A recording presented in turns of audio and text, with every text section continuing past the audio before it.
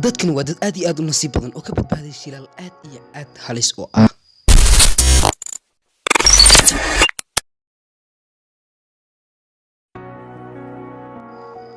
waxaa dunida aan ku noolahay ka dhaca maalin walba boqolaal shil, balse maanta hadda waxaan ka hadlaynaa dad aad iyo aad u nasiib badan oo ka badbaaday shilal aad iyo aad u xumaa run ahaantii oo nasiibkooda noqday in ay ka badbaadaan siina noolaadaan.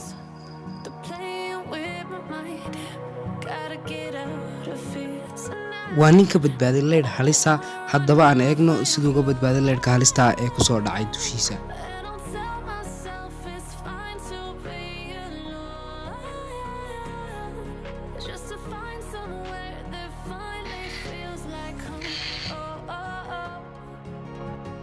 kana waa nin ka badbaaday gaadhi si degdeg meel gaaban kaga soo baxay oo jiir gaadhay, balse nasiib wanaag uu ka foorsaday oo dul maray.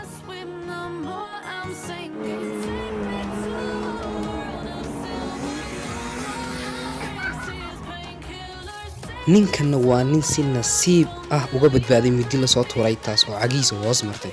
bal haddaba aan eegno siduu uga badbaaday midida.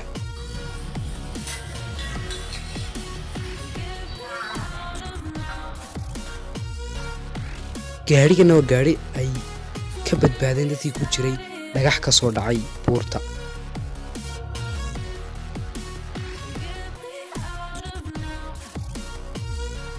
askarigani wuxuu tuuray bombadii laakiin kumuuna tuurin meeshu ku wadi, laakiin xaggiisa dambe ayay ku dhacday, laakiin nasiib wanaag uu ka badbaaday.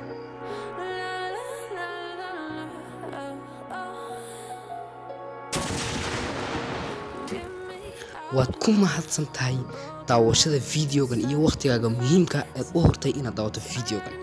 fadlan fiidiyogan haddii ku cajabay ama aad la yaabtay ama aad ka heshay, fadlan like noo saar, subscribe-na nagu caawi sababtoo dhiirigelin bay noo tahay.